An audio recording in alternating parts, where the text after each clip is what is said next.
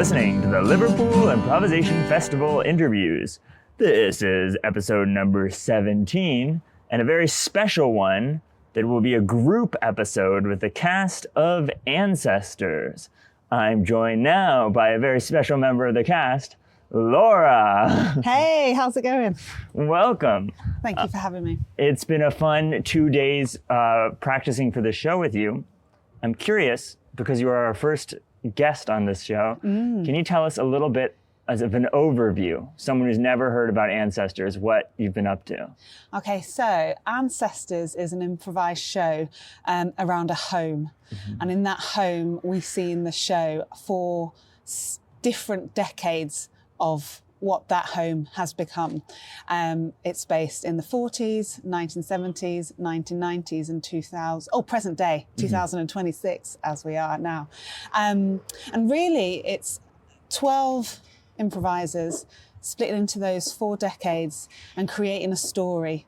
And each of those stories entwine with what's going on, maybe socially, politically, but also looking at the minutiae of what a unit is to be. A family, friends, relationships, going through things. But whatever pops in to the show tomorrow, I'm really excited. Rehearsals has been really something very different for me as a kind of an early improviser in my career. And I've really embraced it. It's been challenging at times, but also belly laughter. Yeah, as you know how. What has been so far the most thing that you're taking the most away from the experience back to the improv that you do at home? I think it's the trusting in the ensemble.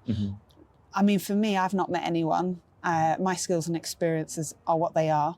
And yet now we're in a group of 12. We've got tech, we've got the director, Mark, and he's brought us all together. And really going straight in and just going, you know what, trust your instincts, trust in basically what you see, react, respond, and go with it. Yeah. Feel where you are, don't push it. And I think that's something I really want to bring back to my own practice and build on the skills. Yeah. How has the react, respond part been? How have you been implementing that? How have I been implementing react, respond? I feel potentially I put that pressure on myself to have something to say all the time, but actually in life, sometimes we don't know how to respond. We don't know how to react in the moment. Stillness, shock, surprise, curiosity, intrigue is really a part of what it is to be human, and especially in relationships. And it's not necessarily how you respond. Your first reaction isn't necessarily how you will respond. And it's really interesting to see that in other actors, other improvisers doing that and picking up on maybe the disconnect or something else going on rather than what they are simply saying or doing. So that's really fun. I think that's how I'm tackling it. Yeah, it's very fun. You're the 70s decade? Yep. What have you learned from working with your 70s team? Do you know what? I think for me, that decade, I love the music of that decade. When I go back to it, I have family members who talk about that decade, and potentially not always positive. And what I found today, especially today, is about making sure that, it wasn't all horrible and doom.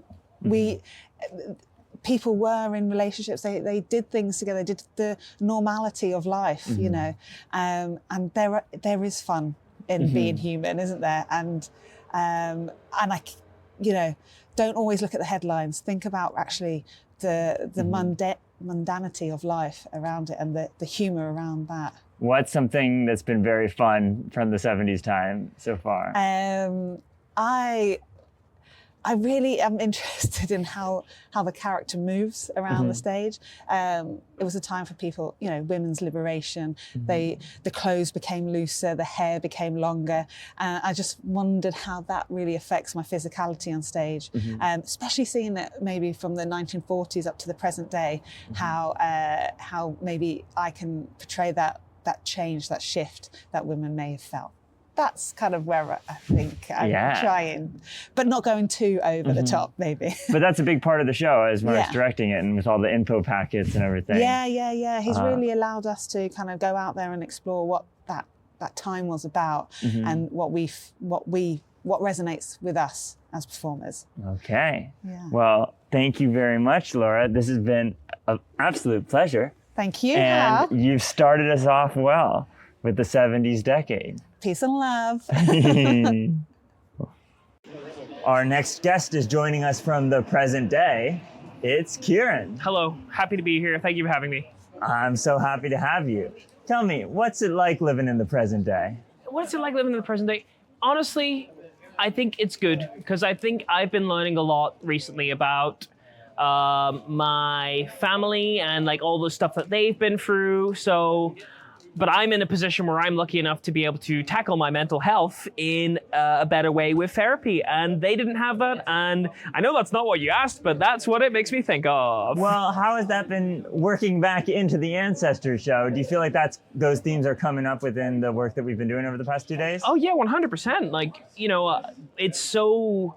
We're exploring family, we're exploring these narratives, and like it's literally called ancestors, and like I think for me a lot of my ancestry does relate to things like generational trauma. It's not a nice topic, but it's just a fact, and it's kind of nice to navigate that with a lens of comedy. With the present, do you think you're trying to bring in levity and the idea of things getting better over time, or are you trying to show what way are you arcing the history? I think I found with the present that I'm disappointed that I didn't get a costume, but yes, I think also there is a power that we have, I think, with the present day team that we're ending the show, and it makes me want to end the show with a positive note. I know that's maybe not how it's going to go, but to provide that levity to give the audience an offer of like, hey, everything's going to work out and it's all going to be okay, And maybe there's a part of me that's telling myself that too. Yeah. Well, for people who don't know, how does the show end? The show ends with all of us coming on stage at once and kind of sharing the space, the one house that we've all lived in and been a part of, spanning the eras and the time, and we don't physically share it in the sense that we're like looking at each other, but we share it in the sense of like it's our space, it's our house, and I think that's really nice and beautiful. Yeah. How has this experience been different from the improv that you've done elsewhere? It's been very genuine, There's an encouragement for genuine, like, being yourself, not being characters. Like, I think I find that difficult because I think I tend to be wacky or performative, and that's not what this is about. So it's interesting. It's a challenge, but I like it, and I love to be challenged when I'm doing improv, because if I'm not getting challenged, then I'm not learning and I'm not getting better. Very true. So your ancestor on this little interview section was Laura. So I'm wondering if you can tell me a little bit about, I know you're not in the same decade as Laura, but have you taken anything from watching Laura play yet? That's a really cool feature that you put in. What a great idea. I really like what Laura brings to the table. She was doing some stuff that was very like for her 1970s theme, and challenging things like feminism. I felt like that was such a really nice thing that she was able to bring to the table. And I think, she mentioned at the start that she was not very long into doing improv, but it doesn't, read like that at all. It feels like she's been doing it for years just because she feels so good at this, and I'd love to see her do other improv too. Wonderful. Okay, we just got the bell ringing to let us know that we have to go into the show. Yeah. So I guess, unfortunately, this little section is coming to an end. Hey, it But all ends. It's been a pleasure. I'm going to sneak one more thing in. Yes. You've been interviewed a lot so far. Can you tell us a tiny little bit about what's going on there? I like to talk. With the documentary crew. Oh, right. Yeah. You didn't meet me. The documentary crew are recording for their uni project, I believe, and they're all very nice and lovely to talk to. And if you're pointing a camera in my face, I'm more than happy to help and be a part of that. So Wonderful. and that's why I'm here. Okay, thank you so much. Thank you, Hal. This was a pleasure. It's good to know you. Good to know you too. Up next, we have a very familiar face, Kristin Elliott. Hello, Musingites. I guess that's what your fans are called, Musingites? Yeah, and for this section, we're doing the Liverpool Improvisation Festival interviews. Yes. Yeah. But, Kristin, Yes, Hal. what's it like playing on this side of the ocean? I love it. This actually is not my first time performing this side of the ocean, just my first time performing in Liverpool.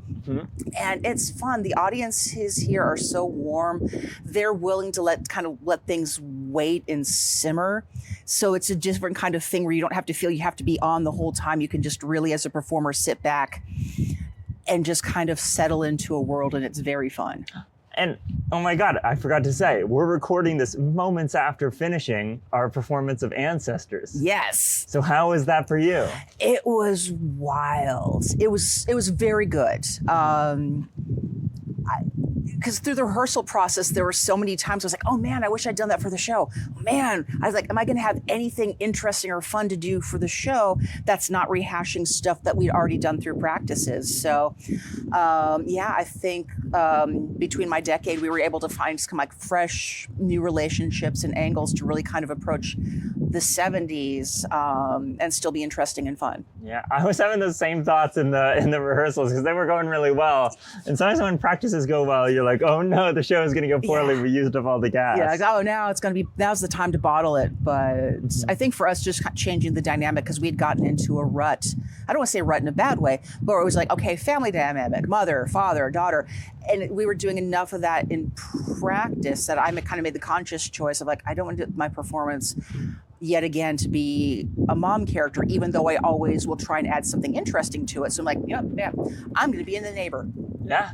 I'm just the neighbor, and you see that in sitcoms all the time, that the neighbors practically live there. So that's what I did. Yeah, in the spirit of the feminism of the 70s that you guys were bringing about. Exactly. So Yeah, both feminism in character and also in improvising. exactly. Yeah, it was definitely a bit of both, but go with what you know. What is one thing that you're taking away from your Liverpool experience that you're going to bring back to your New York Improv? Okay, well, I can't say an STD then. Well, I bring back, I think between what we did in the workshop with Ancestors and even with School of Night, just really see the world you're in. Because if the world is real for you, it'll be real for the audience. And if you saw the Describes a Room show last night, it was a performer out there asking the audience to help him design a room. And he made it so real that at the very end, without words, when he started interacting with this room that we built together, we knew exactly where everything was. It was real to him, therefore it was real to us. And so between School of Night, what Mark worked with us on the Ancestors is that it has to be real for you, the performer. Otherwise, people will know you're a performer. Wow, so you're tapping into something about the festival experience. Do you think that everyone in the ensemble was also learning from the shows we were watching? I can't speak for them. I would hope so. I would hope that there's more than just going in and being entertained and seeing what people are doing. But I go in with a little bit of a spy mentality, doing a bit of recon, like what are they doing that I like? What's working for them? Is that something that'll work for me? And of course, being entertained as well is great. But I do always kind of do a little bit of recon of like, what's working for them? How is that working? And how can I adapt that to work for me? All right, I'm curious, what parts of the structure of Ancestors were you most interested by? I think I was interested in the conceit of it all being the same house. And how a house can stay the same. It'll be the people who change the house. And so I think for me, that was an interesting part of his whole concept of that, brick and mortar is brick and mortar, but it'll take on the life of the people who are around that. And I think, again, that's for space building and world building. I think that can be a very powerful idea to work with, that it's really the people that make the space. All right, that flows perfectly into my last question, which is, in terms of taking life from the people around you, your interview ancestor is Kieran, the last person I interviewed. Aww. And I was wondering if you've taken anything away from playing with Kieran that you're going to keep with you after the festival. Well, one thing I'll take from Kieran is the fact that I didn't get to play with him as much as I would have liked. Mm-hmm. He is just such a delightful improviser and finds joy in everything, but is still able to bring joy in such a way where it doesn't sacrifice the groundedness. Mm-hmm. And so just kind of seeing him being able to have fun, but still being a fun, silly, grounded, three-dimensional human being is a great skill to have. Aw, wonderful. Well, this has been a blast, and if you listen back, you'll be able to hear what your interview ancestor learned from you. Oh, have fun, my little muselings. Bye.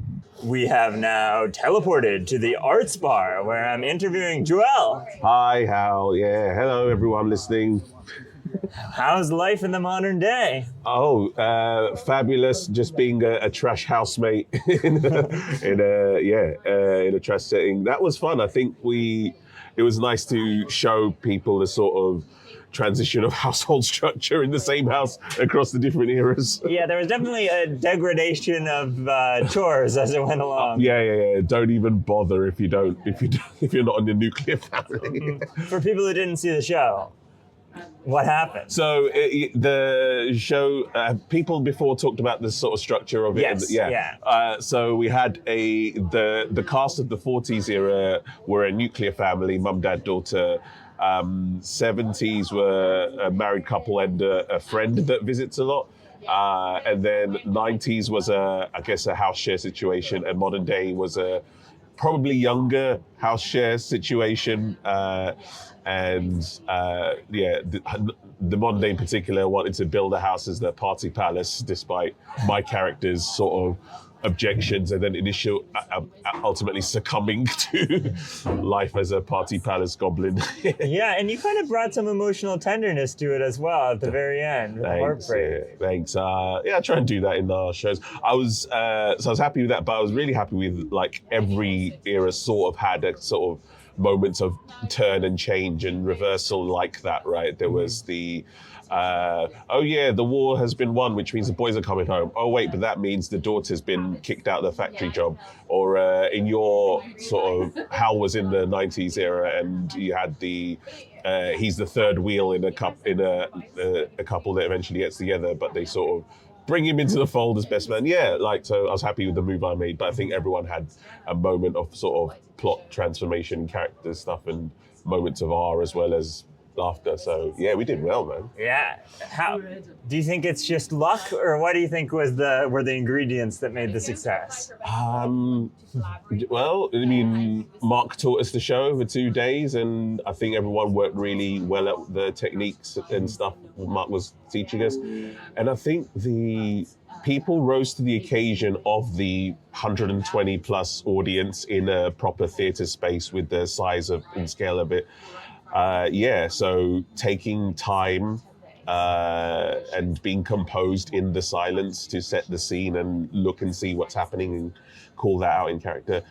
I think technique, basically, if I wanted to have a short answer. What would you say it was? What do you reckon? Yeah, I think that we eventually really came together as an ensemble. And I think that there were specific moves made by Mark and several other people within the ensemble as well to sort of bring that unity together. Yeah. Before the show was really fun. Do you remember what we were doing? We were in the corridor doing Got Your Back and sort of mucking around with distributing the ears across the back seat stage. And like being bubbly and mucking around and sort of keeping a feeling of internally light instead of sort of po-faced theatrical. Mm-hmm. Yeah. That was definitely a shift I noticed into today. Yeah. Was very, very light going into the show. And the show still had very serious topics, but... playful manner, I think. Yeah. No, I'm really happy with the work and the stories and proud of all of us. And audience feedback has been generous and excited and everything. So, yeah. Feeling good. I've been asking people if there's anything they're taking away from this experience back to their improv at home. So I've been improvising for 12 or 13 years, but this is the first time I've sort of been in a festival ensemble cast. I've been to festivals, but with established groups. So it's been new, it's been really fun and exciting, and getting to improvise in a different context and get direction and stuff. What a take from it. Just loads of people are talented in improv. It's a shame that we can't all get paid, but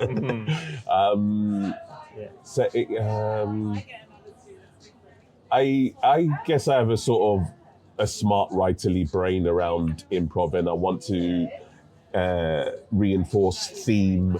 But I think with this show, we can just do the scene in front of us, and the audience can pick out theme, sort of, and infer meaning and stuff on their own without us having to deliberately sort of do something to sort of hammer it home, I guess. So it's more, I think the thing is a reminder of let the audience fill in the gaps. They'll see stuff that you didn't mean to put out there.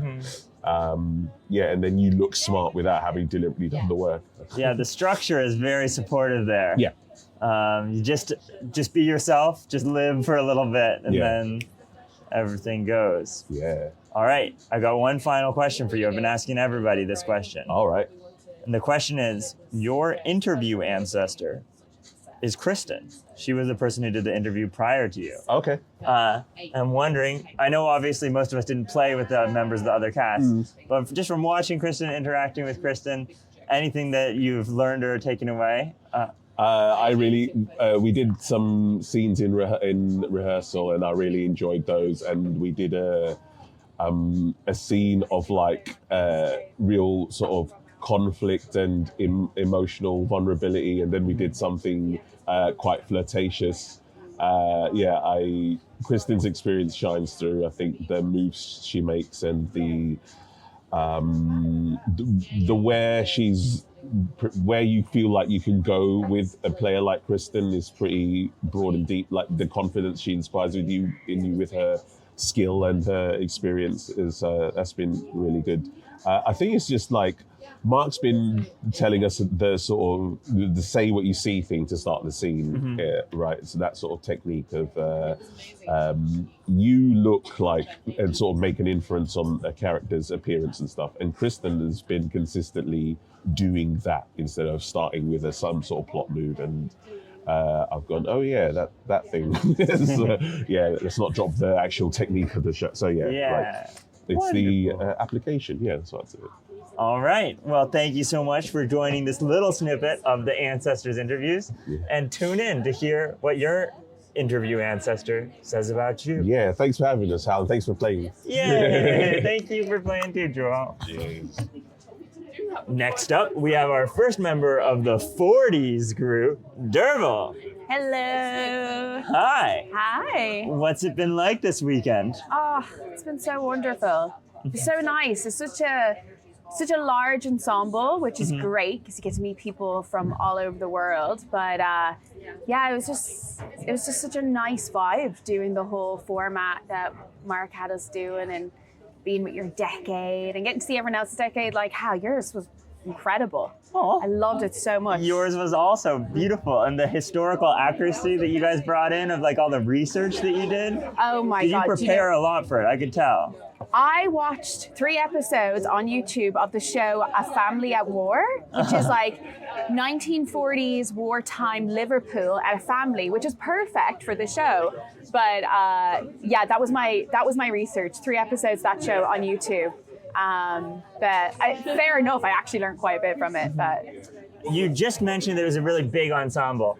I'm curious, how was it that was managed in such a way that it wasn't just chaos? Like, how did that work with the big ensemble? Yeah, I think the fact that we'd been designated our decades before we'd arrived really kind of set it up that there was a strict structure where 3 people per decade. It's hard to make that messy when every scene you're going to be in is going to be a maximum of 3. I love duo scenes, and a third person is usually the max I would ever have if I was doing a show myself. So I think it was perfect. It was great.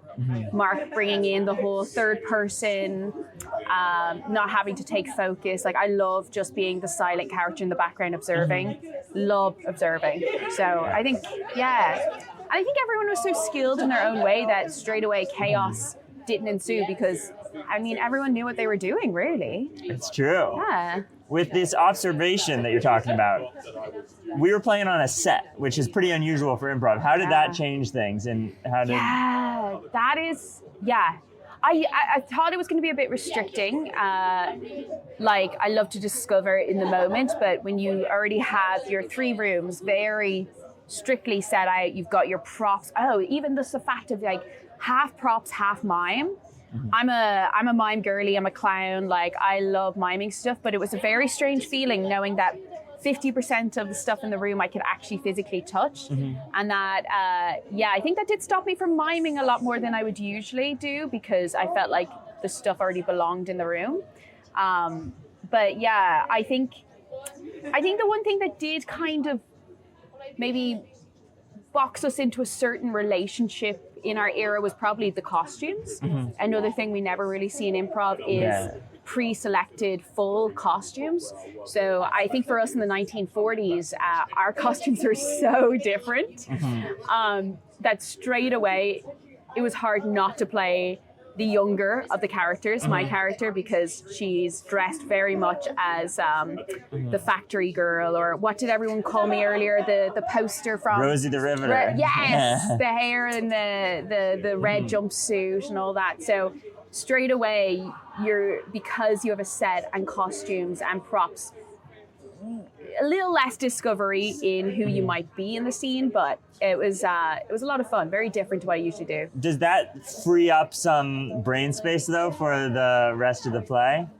Yeah, I guess it does. Yeah, I think coming in, you don't have to really do the who, what, where so much, because you know exactly where you are, and really you can kind of figure it out just by looking at, especially our decade, who we are in status and family structure. Where I feel like for your decade is a little bit more difficult, because you were more that roommate vibe, where you know that you didn't have the stock standard family unit that we had in the 1940s. So maybe you guys had a little bit more discovery with that. My guess would be that was intentional, even that. Maybe like having ours kind of have a pod of 3 people who kind of look similar ages, and that Mark was even thinking about, like, the family structure is changing over time. Definitely. What was your favorite thing that you did, or that anyone else did, or that happened? Oh, I don't know. I think what I loved was just sitting behind the stage and like slightly seeing and hearing the banging lines that people, like yours tonight, or in our show with "Can I enter the room?" or yesterday with the whole in rehearsal with the animal in the cupboard, like little things like that none of us would have thought of in our decades, and hearing other people in their decades think of these absolutely cracking things for that same room.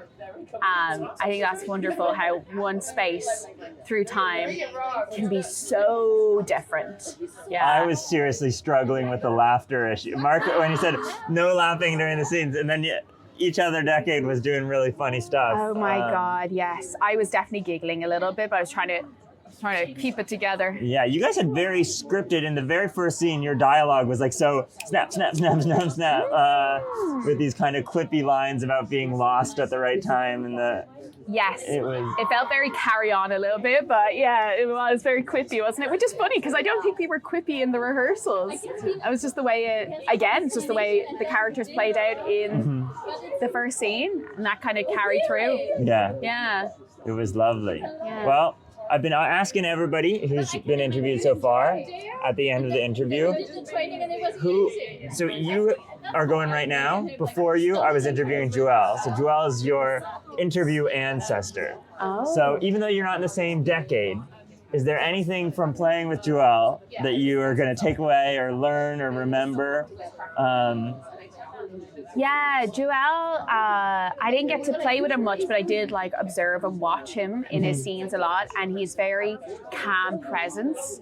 He doesn't rush into anything. It's very like sits there, and then just from his observing, he'll give his line, and I think it's a lovely calmness. Yeah. Especially the top of the scene. I thought he really honoured that discovery just in the moment. Yeah. So really, I agree. It's a hilarious dynamic also because the modern cast has two of our happiest, highest energy members, goodness, and then Juwel just like, he breathes, and it was a perfect balance, and the way they ended their final scene where he had become part of the chaos but still in his calming way, it was so beautiful. Fun. So funny. Oh, wonderful. Well, anything also about Liverpool? This is my last, I said that would last one, the last question, but what's it been like just being here in Liverpool at the festival, the whole rest of it? Yeah, great. It's my first time in Liverpool, and I mean, it's so close to Dublin as well. It was great. But yeah, I'm just kind of sightseeing, exploring. It's been a real nice experience at the festival, really chill.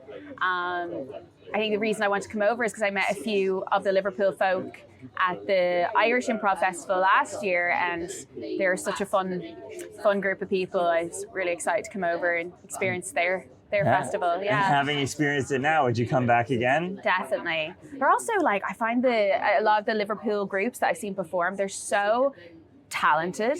They're like they're such smart performers. I really love that. It's great going traveling around the world and seeing different styles of performance. And they definitely have a specific style here. It's beautiful. Yeah. It's a good way of putting it. Smart improv. Very smart improv. Yeah. All right. Well, thank you, Derbáil. Thank you. All right. Farewell. Next up, we have Dani. Hello, everyone. Hi. Also from the present day. Yes, I am. How are you feeling after the show? I'm happy. I'm feeling so excited. I had so much fun. A bit sad it's over, but yeah. This bit what? A bit sad that's now over. This show. That it's over. Yeah. Yeah. So happy that we got to do this. Aw, that's something that I definitely noticed of being around you. It's just the joy and the amount that you were just having fun with this whole process. Yeah. Thank you. I just, I said this before, but this was my first ever long form that I ever played. Really? I've never done a long form before. So I'm used to playing short games like Free Stack, Expert, the 4-person square. But I've never done long form before. So this was my first ever experience at a long form, especially in English, because English is not my first language. But, so I was so happy that I got the chance to do it. And I'm so happy how it turned out. Yeah, you're feeling pretty proud right now then? I am. Wow, what a way to kick off the long form journey. You gonna do it again at some point? More long form in the future? I hope so. If I've been given a chance, I would love to do it again. So I guess especially if this is your first time doing it, how did Mark go about making you feel safe throughout this process? Mark is just amazing. He's the best. He's such a kind and sweet guy, and I feel what Mark is also as the inspiration, and before we started this journey, we got all the documents, and we got everything that we need to know. I feel that already helped me prepare for what I had to do, and just making sure the entire group and get to know each other. I think that's just also like a group process as well. And I feel like Mark was such an inspirational figure as well. So being there to help us, making sure if we have any questions, I think that really helped us out. So, Yeah. Is there anything you think that has changed about the way you improvise, even in just this short couple of days? Yeah, well, I think because I'm still a beginner improviser, I think I learned a lot of new techniques also watching the other improvisers as well, all the other teammates of mine. I feel like everyone has their own way of improvising, their own techniques. And I feel especially looking at someone and then acting on that, I think that's something that I will use in the future as well. When you look back on this in the future, what are some moments that you think you're really going to remember? From the long form? Not from the long form, just from the weekend. I feel the friendships that have been made. I feel the first day that I arrived was on Wednesday, and a few of us were we're meeting at the bar, and we actually went together. We had pizza, and the first thing that we did was hug each other, and I feel that really bonded us already so much. And I think looking back, if in 10 years in the future, I think looking back at this festival, the new friendship that I made, so much fun. So that's. Yeah, it's true. And that was when we first met, we hugged as well. And I was right away, I felt in safe hands. Yeah, we were both you were jumping and I was yes, this is amazing. It's true. I've never met another bouncer in the wild. Yeah, I love to bounce. I'm just a ball of energy sometimes.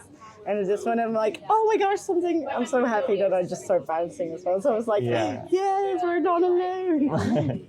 Other people are just excited about what's going on. Exactly. I love that. Yeah. Oh, that's so fun. Yeah. With being in the present day, how did that feel? What was that like? It was fun. We were when I knew it was in the present, I was okay, yes. So I was we can do stuff from now. And we Kieran and Juwel and I were really bonded very quickly as well. And we're okay, we trust each other, so we'll just make the best out of it, have fun about it. So we're having fun. Let's see what we can do. It sounded fun. I was behind today during the show, so I couldn't see what was going on with that disc. So what happens? I was actually snoring. So I have my eyes closed. So I was because we had having a party at the party palace. Woo-woo! So we were having that, but I was knocked out. So I was knocked out with, you can see. But so I was laying on the couch and I was snoring. So I got told this by my friend as well, is that Juwel actually was trying to wake me up, so he threw this. First time it missed completely. So then he picked up this and just slapped me with it. So that's what happened. And I didn't get any of that. I just heard people laugh and I was okay, I don't know what's going on, but I'm just snoring. Yeah, deeply realistic sleeping act. Sleeping everything out. That's hilarious. And then I got woken up and then took the disc and threw it back. Yeah, I saw it go over and I saw it come back. Yeah. I was what is going on there? And that's wonderful. So what I've been asking everybody as well, just because you're talking about the sense of community, this can be as an improviser or as a person, but your interview ancestor is Derbáil, the person who was the previous interview. Yeah. So is there anything that you're taking away from meeting Derbáil at this festival? I know you're in different eras, so you didn't play together, but from watching or from socializing. I feel Derbáil is such a kind person, and she's really great and taking initiative and creating those strong characters. And I feel I'm more of a follower, I would say, especially in improv, due to the fact that I don't have a lot of experience. So to follow people, but taking the lead and creating such a strong character is definitely something that I can learn of. And just Derbáil is also so great as a person as well. So, that's a very acute observation. That's very true. Yeah. Well done. Okay, and this has been so much fun. Yay! Thank you. You were also so amazing. So much fun working as well. I had so much fun working with you. It was so much fun. It's hard not to have fun when you're bouncing. Yes, exactly. Bouncing time. Woo, woo, woo. Woohoo! Woohoo! All right, now we're recording. We're at a very special section of this. Babette and Erik both were unwilling to compromise about who would go next. So we've got the entire cast of the 90s on the line. It's true. And this has been an absolute blast. I've been spending a lot of time with you two. Yeah. Do you regret it? No regrets. No regrets. It's been a very fun experience. I'm wondering what made it fun. The listening? Yeah. I have a thing where, as an improviser, I often, I'm a little slower than many performers. And other people in the scene with me will panic and try to fill the space that they perceive, which is not actually space. It's just doing something that isn't talking. And I never felt like that with the two of you. It felt like we were just sort of listening and giving each other space and time. And Yeah, you're right. There was no panic of, oh no, I don't know what Erik's doing. I'm gonna. Trust. How was that built? Trust. Jeez. I guess for me it started with the warm atmosphere that Mark created Yeah. already. Like he said very cutely, when we met not outside the rehearsal space but outside the theater and then walked to the rehearsal space, that he usually does that so people can already talk a little with each other and then walk and get the nerves out. Yeah. And I kind of felt that also. And we had like a lot of little connections and stuff. He said that it was to orient us to the space in the neighborhood. And then I spent the whole orientation just talking to a fellow cast member, and I felt like I had done it wrong because I didn't know where anything was. And then later he explained, oh, that was the actual point. One of the wonderful things about working with Mark is that there is this seamless work being done under the surface to subtly push you in the right direction. Yeah, he's very crafty. Yeah. Very crafty. Beware. Yeah. Yeah, that's my warning to all listeners. Beware of Mark Smith. He's plotting something and you don't know what. World domination, through theater. Through theater. Yeah. If you were going to dominate the world through theater, what would you do with it, Babette?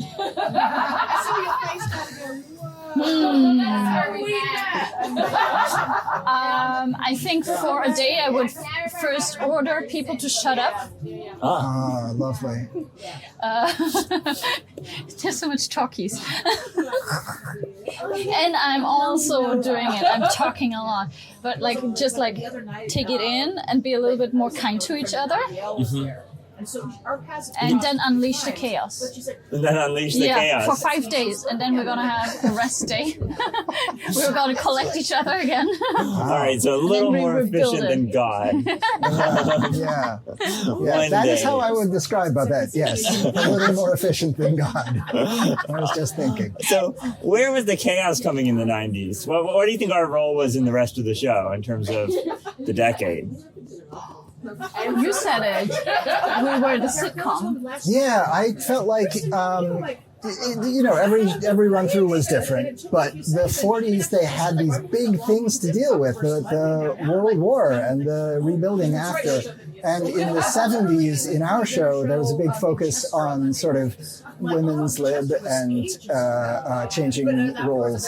And in the 90s, stuff is going on. Like, it's not that nothing was happening, but it just seemed like our tack was to be three people living in a sitcom who live together and just sort of be not exactly real, but just kind of be with each other. Yeah. I think we brought the comical lightness sometimes in. Yeah. Goofy. Yeah. And then there was a fourth time period, but I was always too buzzed from doing our scene to know what was happening. Just to sort of, well, okay, with the buzz, have you guys felt any real human emotions this week, not as characters? this weekend? Not as characters? Yeah, not as characters, just as people. What are some emotions you've been feeling? Oh, I've been through roller coasters, but I think that's normal. Yeah. Well, for people that are listening, maybe you haven't been part of a festival ensemble before or experienced working in this way. Oh yeah, I haven't been. Yeah, you're right. I haven't been a part of an ensemble before, so that was like a lot of nervousness, and I wanted to be prepared.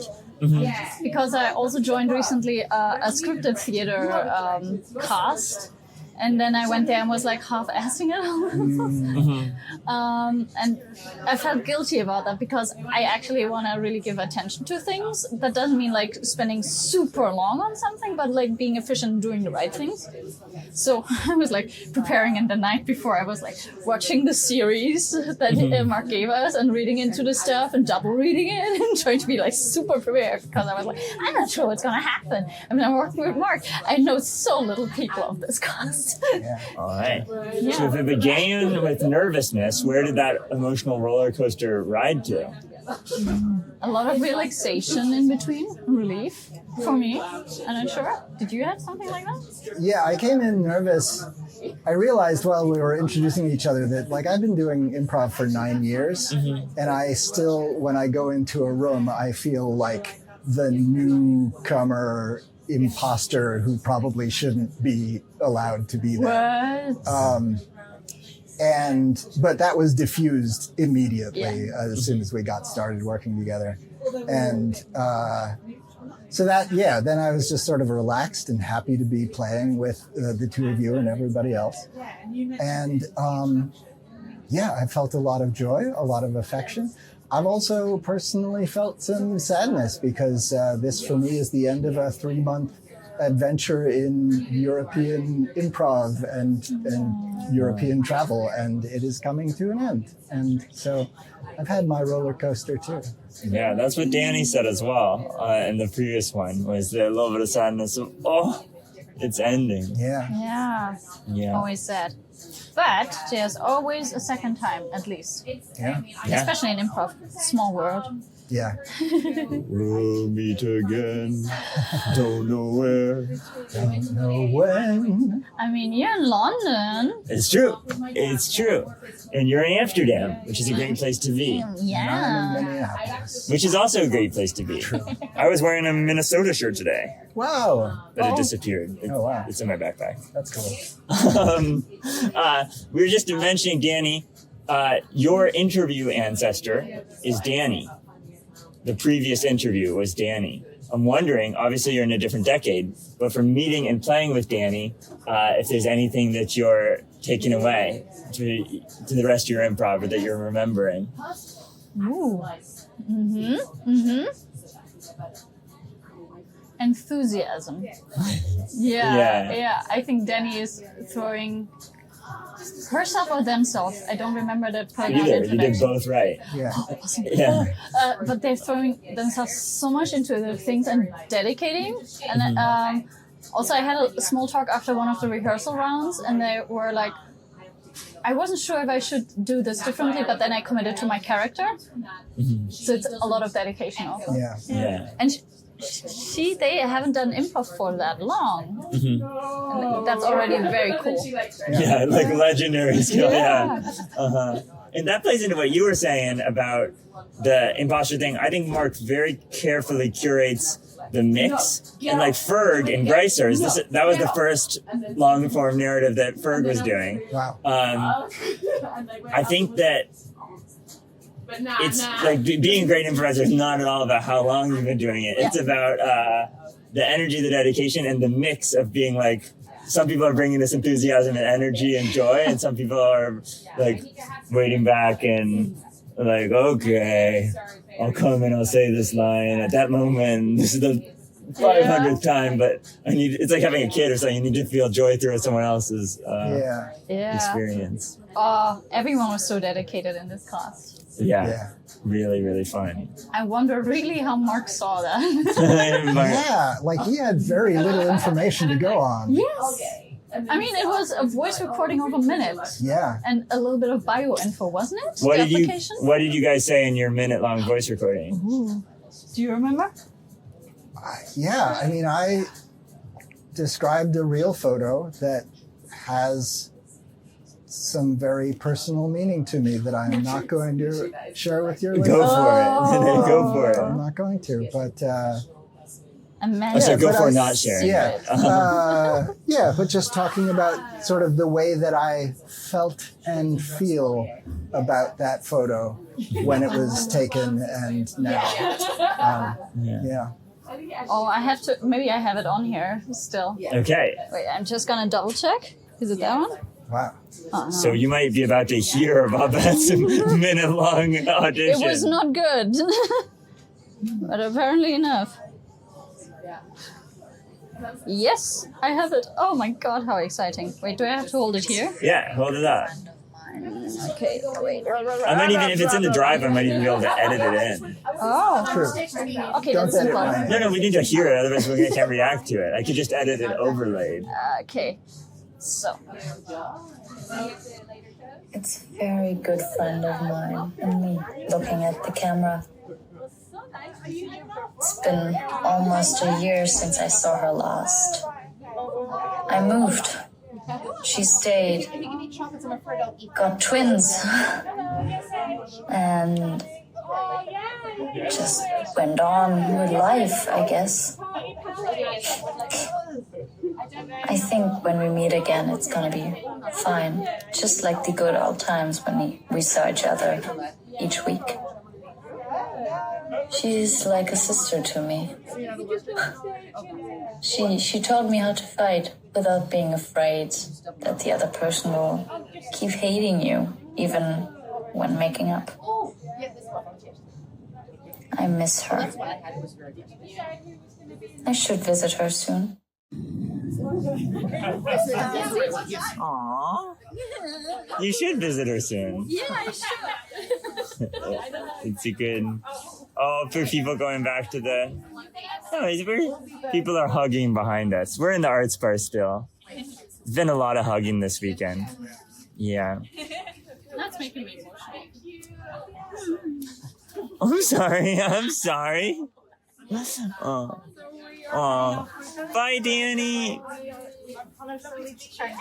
Yeah. So we are going to eat something. All right. We'll be at the School of Night show probably. Oh, so fun. Okay, I'll be playing there. Bye, Danny. Hey, we'll be back. Oh, it was so lovely to meet you. See each other later. I'm gonna be there. Yeah. Aww. Wow. We're really documenting the actual end of this festival, which is very sad. But at least the Liverpool Improv Festival does happen annually. And maybe there'll be some other time, or some other year where all of us are in Liverpool or somewhere else in the world. Bye, Laura. Oh. She's gonna go home now. Yeah, everybody's leaving. No, this is okay. I think this is kind of cool, actually. It's turning into a documentary. I don't know if this is cool to listen to as like a random observer, but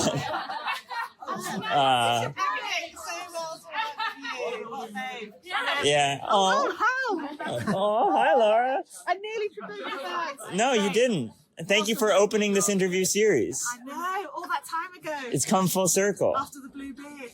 Oh, I've been asking everybody about their improv ancestor, the previous interview, but I didn't get to ask you because you were the first one. Oh, okay. So, Babette and Erik have just been on the line right here. Is there anything from working with Babette and Erik that you've experienced and that you'll remember or that you'll learn about? Oh, I will absolutely learn from Erik about how to calm myself down through the internal hum.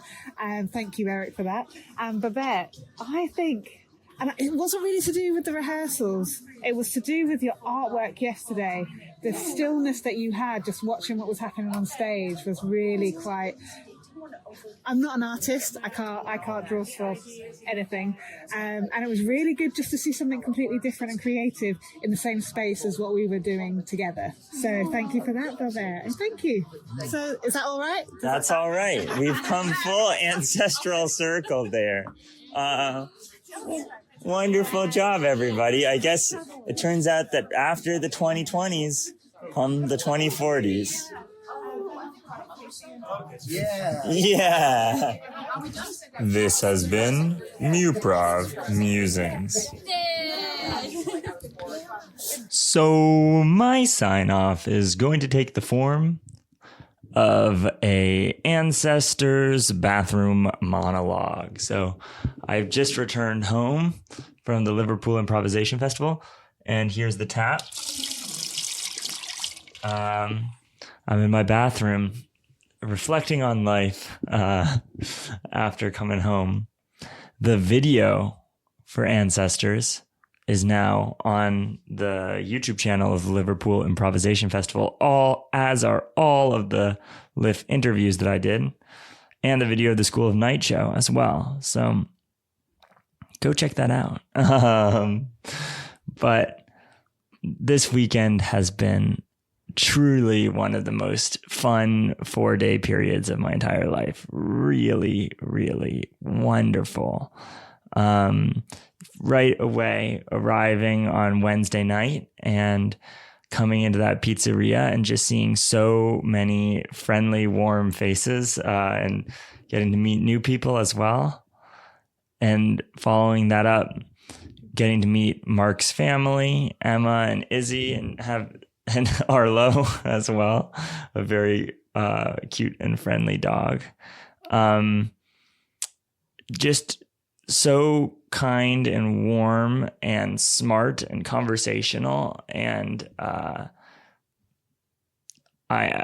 am just so grateful to them for giving me this opportunity to be in Liverpool, and I just had so much fun talking and staying up late and just learning more about what Liverpool is like as a city. There were some very funny stories. So that might be one of my favorite parts of the whole weekend. But the actual process of working on Ancestors was also just unbelievably fun and so carefully choreographed and thought out, from the initial research that we were all sent with the information on our time periods, but getting to arrive on the first day that we were rehearsing, and already there is a set with a sink and a toilet and a couch and large flats that we can stand behind so we're not visible when we're off stage, as well as personalized costumes and my amazing pair of Vans that gave me so much confidence in the 1990s crew. Yeah, that was particularly fun as well. I was really nervous coming into this festival about the 90s. I did not live through the 90s, and pretty much everyone in the audience did. And I was worried I was going to say something that was out of period or just in some way blow it with my references to modern technology or not knowing about British politics from the time. But as we started, it just became clear that the 90s fit into this very fun era.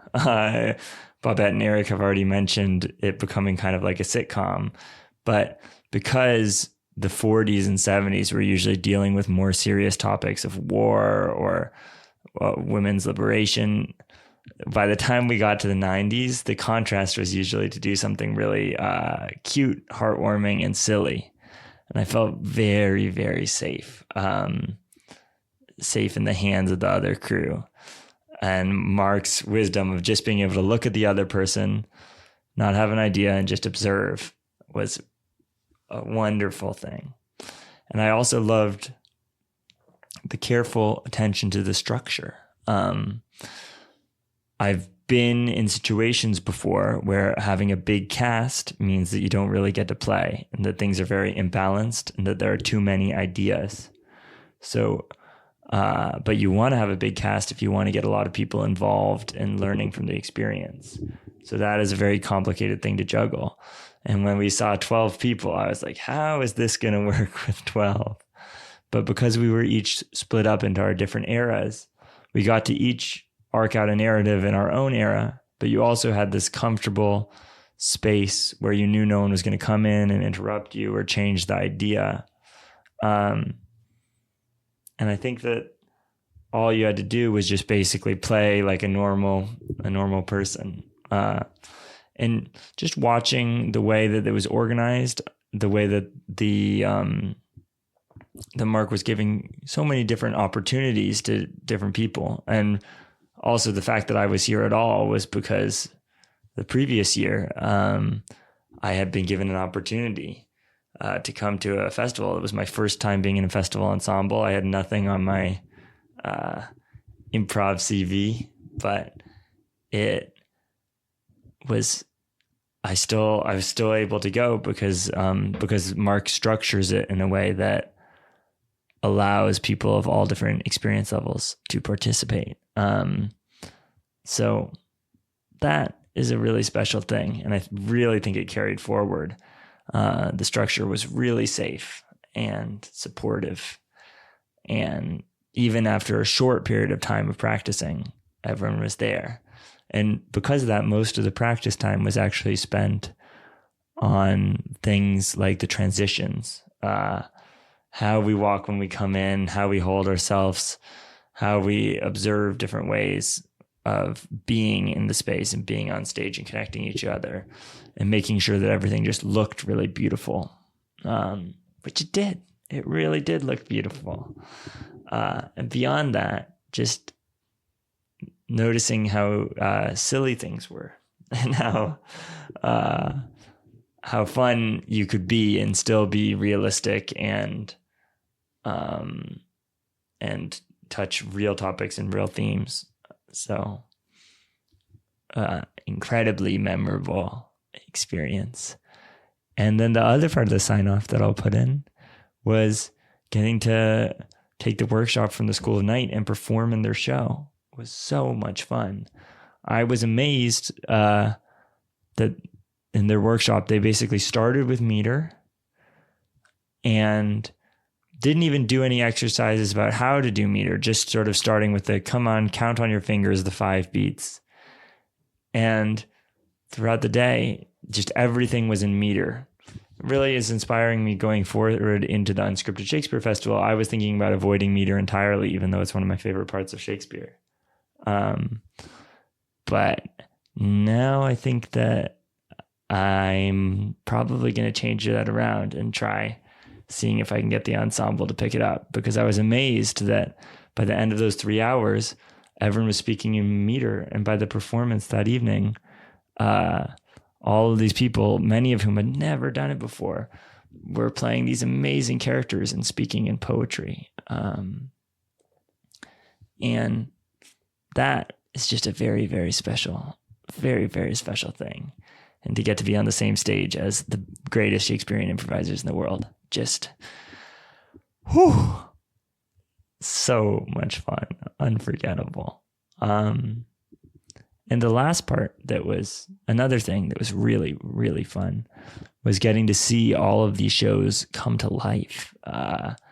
You hear about a show and you talk to the people who organized it throughout all these interviews. So I was really excited for these shows. And they completely lived up to my expectations. So that is really fun. And they're all on the YouTube channel, or a lot of them are now. So I would highly recommend, if you're somewhere far away from Liverpool, you missed the Liverpool Improvisation Festival, to go check some of them out. See Greisers, see Aunt Fatty Knows, see all of them. They're all really wonderful. And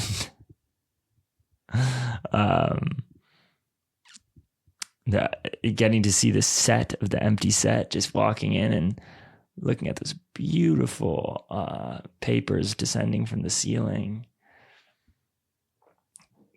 even just watching the jam and watching everyone participate, and then talking to people late into the evening and seeing the people that I met there last year and the people who organized the festival.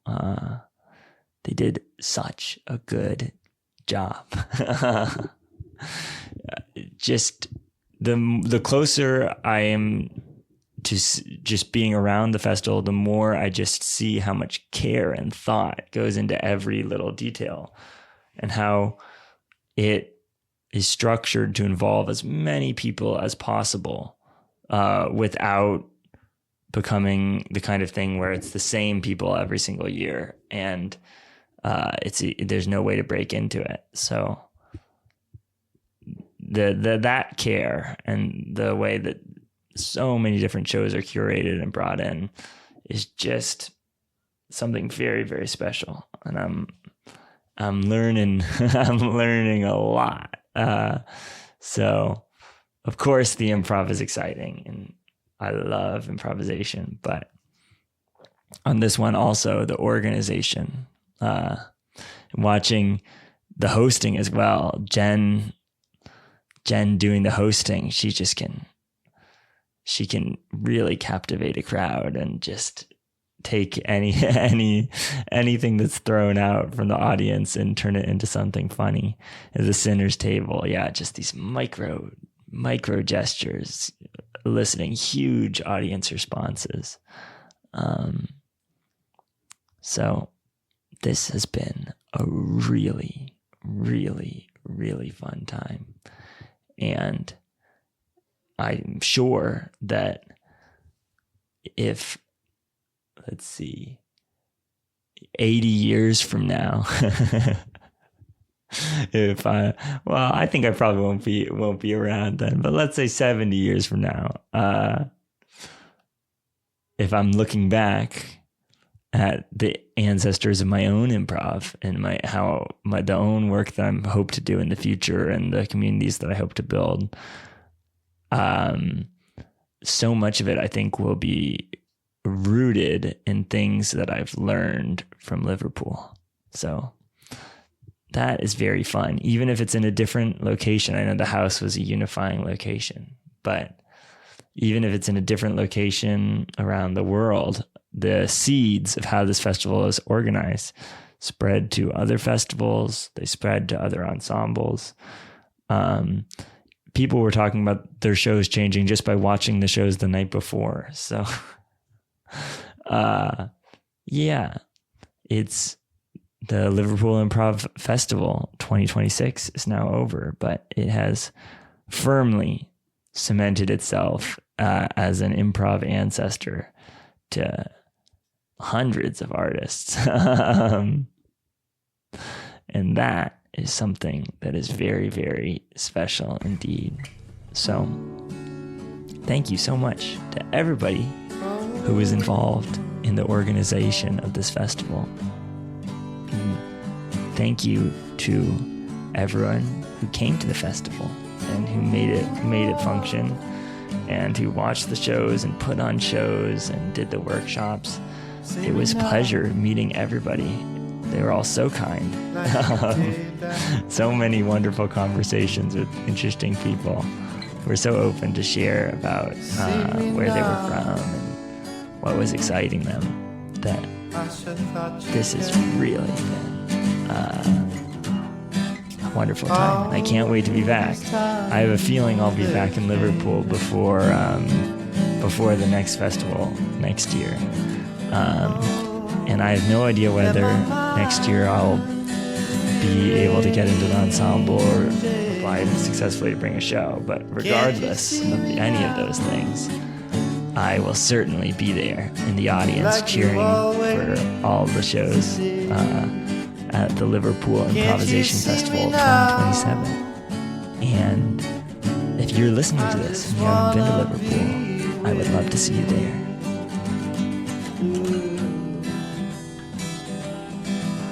When the times they seem so crazy,